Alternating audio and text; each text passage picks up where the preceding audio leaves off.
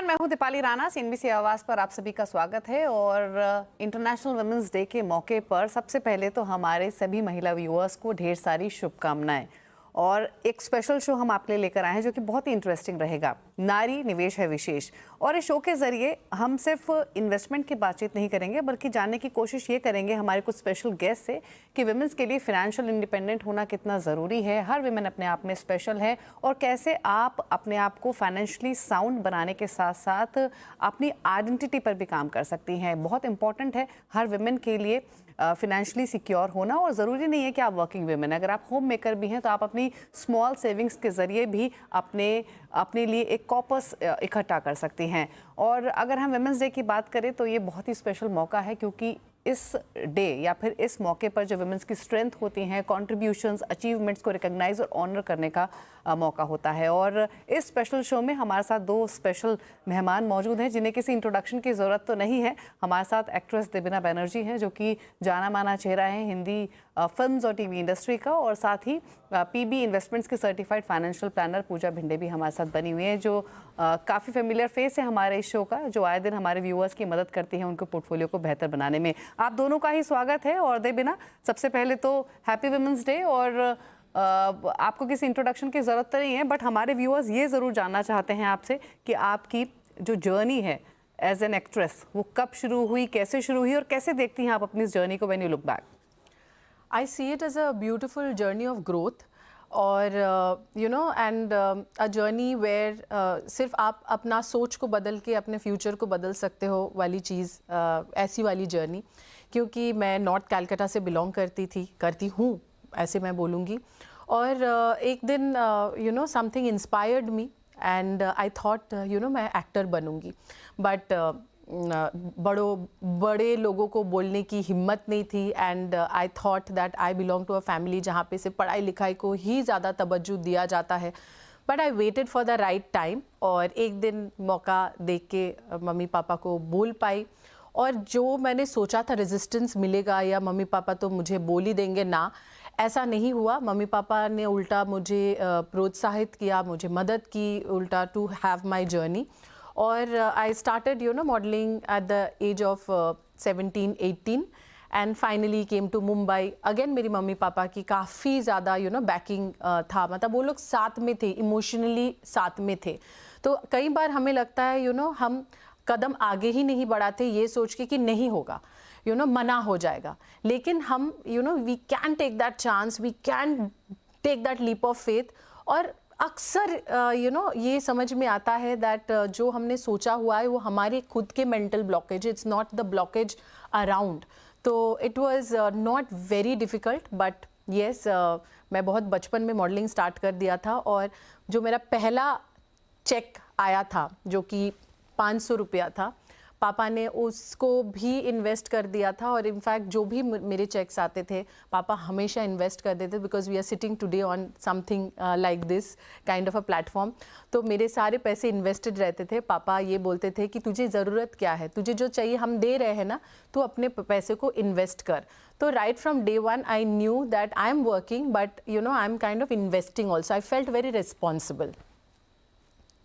In fact ये interesting है और काफ़ी मोटिवेटिंग भी है कि इन्वेस्टमेंट कोई नया वर्ड नहीं है देबिना के लिए, क्योंकि हम ऐसे भी सिलेब्स को जानते हैं जो कि उतना जागरूक नहीं है इन्वेस्टमेंट के लिए। बट जो बात यहाँ पर कही देबिना ने बहुत इंपॉर्टेंट है। देखिए 500 रुपये से उन्होंने इन्वेस्टमेंट्स की शुरुआत की और आई एम श्योर अब तक कर रही है, उसके बारे में भी आगे बातचीत करेंगे। लेकिन पूजा, जब देबिना ने एज एन एक्ट्रेस अपनी जर्नी शुरू करी, एज अ मॉडल अपनी जर्नी शुरू करी, या फिर जब आपने अपनी जर्नी शुरू की एज ए फाइनेंशियल प्लानर या फिर फाइनेंस इंडस्ट्री में, फाइनेंस इंडस्ट्री भी ऐसी इंडस्ट्री है जहाँ पे विमेन पार्टिसिपेशन अब से कुछ साल पहले उतना एनकरेजिंग नहीं था, all the number of participation बढ़ रहा है।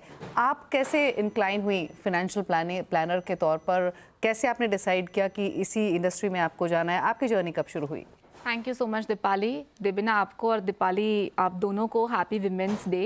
एंड ये दिन है सेलिब्रेट करने का, एक दूसरे की कहानी से इंस्पायर होने का। सो मैं कहूँगी Deepali, in fact being a women, जिस तरीके से देबिना ने भी कहा, मैं काफ़ी रिलेट कर पा रही हूँ इस तरीके की स्टोरी को कि मैं खुद एक एक ट्रेडिशनल गुजराती फैमिली से बिलोंग करती हूँ। सो वो इस तरीके का ही एक एनवायरनमेंट था कि भाई पढ़ाई कर लो और फिर शादी कर लो। करियर या इस तरीके से कुछ आपको कुछ कर दिखाना है, ऐसा कुछ नहीं था दिमाग में।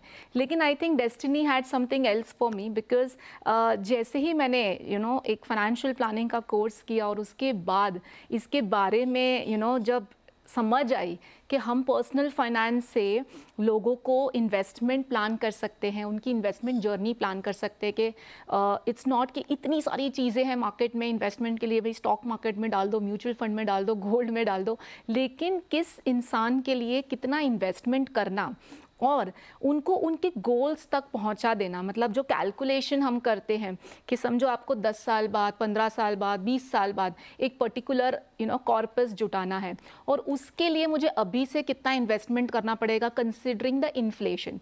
क्योंकि अब तक तो ऐसे लगता था कि भाई थोड़ा बहुत गोल्ड में डाल दिया, थोड़ा बहुत कैश भी पड़ा है, तो मैं तो हर महीने सेविंग कर रही हूँ, एफडी लगा लिया, दैट्स इट। स्टॉक्स तो समझ में नहीं आते थे। जो हम नॉर्मली कहते हैं ना दीपाली, वो घर घर की कहानी रह चुकी है, जस्ट बिकॉज एक ट्रेडिशनल माइंडसेट से हम चलते आ रहे हैं।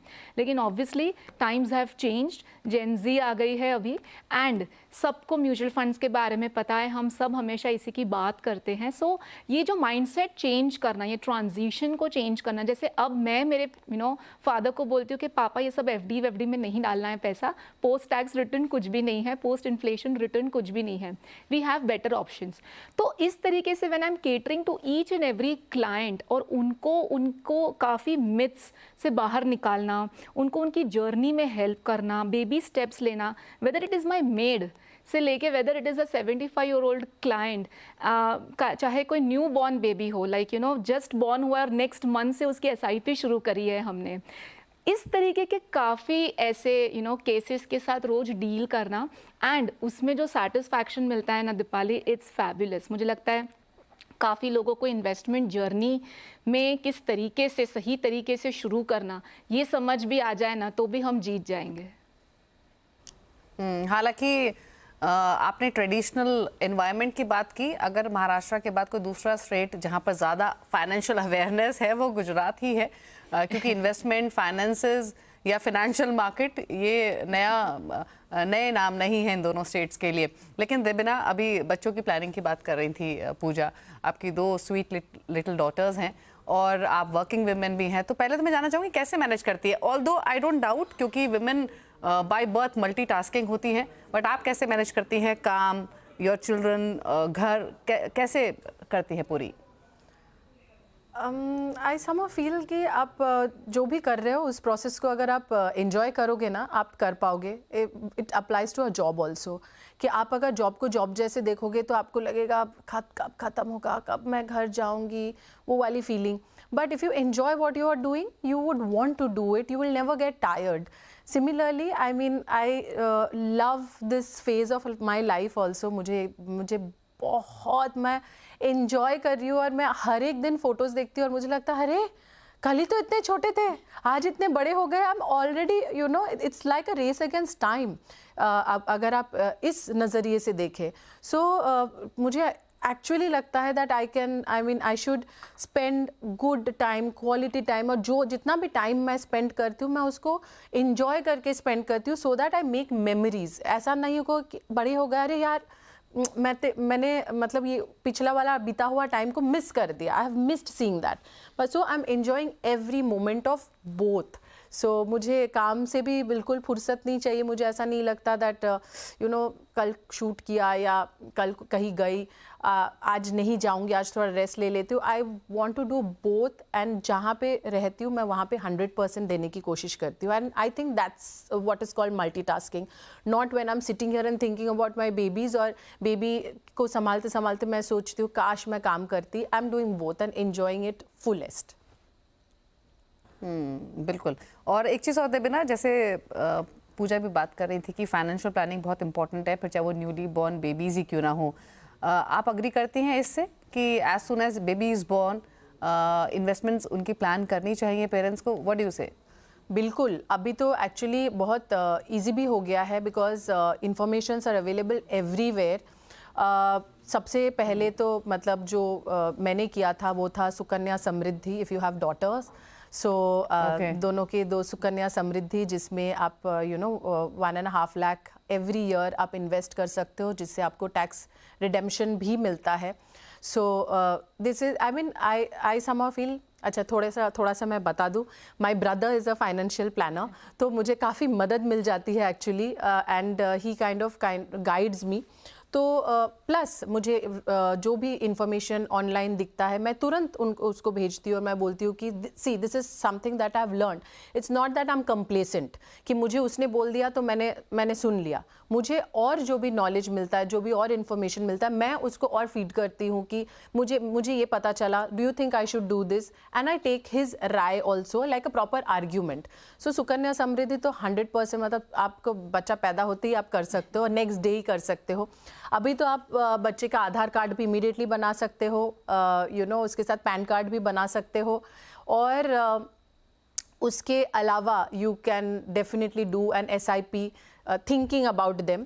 नॉट एक्चुअली उनके नाम पे करने की ज़रूरत नहीं, बट ये है कि आप अपने नाम पे, क्योंकि आप बच्चों के नाम पे जो भी इन्वेस्ट करोगे at the end of the day that is going to be taxable under your name only. मतलब कपल जो भी हस्बैंड या वाइफ जो भी कर रहे हैं, तो आप खुद के ही नाम से start an SIP so that you know कि आफ्टर 10 years, आफ्टर 15 years और आफ्टर 20 years इतने पैसे आपको मिलेंगे. Because if you are living in any city, mega city, you know that, and especially आपके बच्चे हो जाने के बाद आपको पता चलता है education is so expensive in today's world. Oh my God. तो एटलीस्ट कुछ नहीं तो उनके शादी के लिए नहीं, वो जब बड़े होंगे उनकी पढ़ाई के लिए आप अभी से फंड्स जमा करके रख रहे हो. बिल्कुल. In fact Pooja, I am impressed Debina की फाइनेंशियल अवेयरनेस और नॉलेज सुनकर. लेकिन देबिना, मैं तो सोच रही थी कि शायद इनफैक्ट मैं आगे आपसे पूछती है कि आप अपने हस्बैंड गुरमीत की कितनी मदद लेती हैं फाइनेंशियल प्लानिंग करने में, बट आपने पहले ही बताया कि आपके ब्रदर हैं जो आपको गाइड करते हैं. लेकिन एक बात पूजा, देबिना ने इंपॉर्टेंट कही कि वो अपने भाई से सलाह लेती जरूर है, लेकिन अपनी रिसर्च भी वो खुद करती हैं, जो कि पूजा हमारे शो में हमारे सभी व्यूअर्स को ये बात बताती है कि हम गाइड आपको जरूर कर रहे हैं, एडवाइस दे रहे हैं, बट आप अपनी भी रिसर्च कीजिए, पढ़ाई कीजिए, क्योंकि पर्सनल नॉलेज भी बहुत इंपॉर्टेंट है उन इन्वेस्टमेंट से रिलेटेड जो आप कर रहे हैं. Coming back to you Pooja, financial independence women के लिए कितने इंपॉर्टेंट है? क्योंकि आप अग्री करेंगे, योर मनी में हम इतने सारे सवाल लेते हैं, कितने सारी ऐसी हमें क्वेरीज आती हैं कि वाइफ के पोर्टफोलियो पर हस्बैंड सवाल पूछ रहे होते हैं, या फिर और वो ऐसी वाइफ्स हैं, ऐसी विमेन हैं जो कि सिर्फ हाउसवाइफ्स नहीं है, वर्किंग विमेन भी हैं. तो क्या मैसेज देना चाहेंगी उन विमेन व्यूअर्स को? प्लस कितना इंपॉर्टेंट है हर विमेन के लिए फाइनेंशियल इंडिपेंडेंट होना, फिर चाहे वो एक हाउसवाइफ हो या वर्किंग विमेन हो? दीपाली, जो आप कह रही हैं ना, आज की महिलाओं के लिए जब तक समय अच्छा है ना, सब कुछ अच्छा है. जब तक आप काम कर रहे हैं, अगर आप वर्किंग हैं, थोड़ा बहुत आप इन्वेस्ट कर रहे हैं, एंड यू आर मैनेजिंग आपके एक्सपेंसेस, बजटिंग वगैरह आप कर रहे हैं, आपने सोचा थोड़ा बहुत SIP किया, एवरीथिंग इज़ फाइन. अगर आप हाउसवाइफ हैं, आपको पता है कि आपका काम घर संभालना है, बच्चे संभालना है, और आपके जो हस्बैंड है, he is the provider of the family. लेकिन इन दोनों ही केसेस में जब कोई अनफोर्सिन सिचुएशन आ जाती है, लाइक आजकल हम देख रहे हैं दीपाली, काफ़ी डिवोर्स रेट्स बढ़ गए हैं कंट्री में, एंड क्योंकि हेल्थ भी बहुत एक इम्पॉर्टेंट सिनेरियो रहा है पोस्ट कोविड, काफ़ी अर्ली डेथ्स भी हम देख रहे हैं. तो ऐसे सिचुएशन अगर कहीं खुदा ना खास्ता आ जाती है, देन द फीमेल का पूरा financial planning goes on a toss. उन्हें पता ही नहीं है कि उनके हस्बैंड ने कुछ इन्वेस्टमेंट करा हुआ है, उनकी कोई टर्म इंश्योरेंस है कि चलो अगर उनकी डेथ हो गई तो फैमिली को पैसा मिलेगा.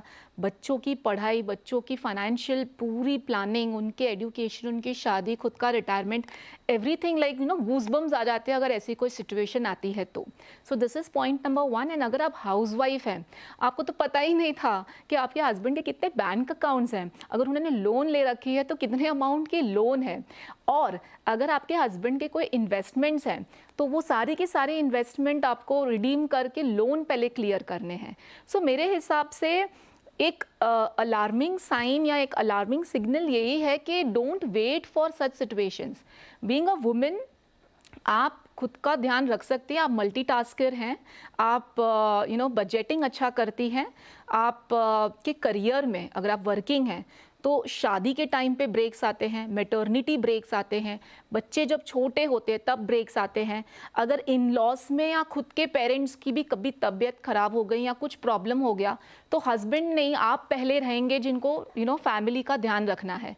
सो इतने सारे करियर ब्रेक्स आते हैं तो आपको आपकी प्लानिंग मेरे हिसाब से ज़्यादा अच्छी तरीके से और फुल प्रूफ करनी चाहिए, जिसमें आप कंटिजेंसी फंड मेंटेन करें, आप जितना सेव करती हैं उसको लॉन्ग टर्म के लिए आप एक अच्छा खासा इक्विटी म्यूचुअल फंड का पोर्टफोलियो बनाएं, आप आपकी खुद की लाइफ इंश्योरेंस और health insurance proper in place होनी चाहिए, क्योंकि विमेन को भी हेल्थ इंश्योरेंस की बहुत ज़रूरत है Deepali. We are also prone to certain things at a certain age, तो ये सारी चीज़ें ध्यान रखना। प्लस गोल्ड में जो हम निवेश करते हैं हमेशा हमको लगता है अरे हाँ मेरे पास बहुत सारा ज्वेलरी है, फिर कभी ज़रूरत पड़ी तो कोई कहीं से ले लेंगे, या हस्बैंड है या मेरे पेरेंट्स हैं। लेकिन मैं आपको बता दूं कि जब ज़रूरत आती है ना, जब पैसों की ज़रूरत आती है ना, तब कितने भी आप क्लोज क्यों ना हो, लेकिन money related you can't be dependent on anyone. ये वही सिचुएशन बता पाएगी जब आप उस सिचुएशन में होंगे। सो मेरे हिसाब से अच्छी खासी इंश्योरेंस, अच्छा खासा एक रिटायरमेंट प्लान, अच्छा खासा बजटिंग, जो आपके पास इनफ्लो आ रहा है, चाहे सैलरी के तौर पे अगर आप हाउसवाइफ है और आपको हर महीने कोई इनकम आ रही है या कोई हस्बैंड आपको दे रहे हैं, आप आपके अकाउंट में लीजिए। That is very important. Don't just say कि हाँ एक पर्सन कमा रहा है और मैं नहीं कमा रही हूँ। You also have to take some money in your account, फिर उसको 50-30-20 में बांट दीजिए। नीड्स एंड वांट्स जो बहुत ज़रूरी है उसको 50% अलग रखें, जो थोड़ा बहुत आपको एक्सपेंसेस जो आपकी दूसरी चीज़ें होती है, लग्जरी होती है, उसको आप 30%, लेकिन 20% डेडिकेटेड आप सेविंग्स करें और इस तरीके से एक फुल प्रूफ प्लानिंग करें। बिल्कुल, ये बहुत इंपॉर्टेंट है और इसके लिए ज़रूरी नहीं है कि आप वर्किंग वुमेन है तो ही आप ये सब करेंगे। जैसे पूजा ने राइटली पॉइंट आउट किया, अगर आप होम मेकर भी हैं तो भी आप अपना बैंक अकाउंट, अपनी ITR मेंटेन कीजिए और उसके थ्रू इन्वेस्ट कीजिए। फाइनेंशियली अवेयर रहिए आप कि आपके हस्बैंड कहाँ इन्वेस्ट कर रहे हैं। आप अपनी छोटी छोटी सेविंग्स के ज़रिए भी अपने आप को फाइनेंशियली सिक्योर कर सकती हैं और ये आप डेफिनेटली कर सकती हैं। इसमें आपकी एजुकेशन या आप वर्किंग वुमेन नहीं है, ये सब कुछ भी बैरियर के तौर पर नहीं आता है। चलिए क्विकली एक ब्रेक के लिए रुक रहे हैं, जब लौटेंगे तो जानने की कोशिश करेंगे कि देबिना ने सुकन्या समृद्धि योजना और म्यूचुअल फंड्स की बात तो की, लेकिन उसके अलावा वो कहाँ इन्वेस्ट करना पसंद करती हैं, और पूजा से जानेंगे कि हमारी विमेन व्यूअर्स के लिए कहाँ पर इस समय इन्वेस्ट करना बेहतर रहेगा, पोर्टफोलियो क्रिएशन कैसे की जा सकती है। जल्द लौटेंगे और बात करेंगे।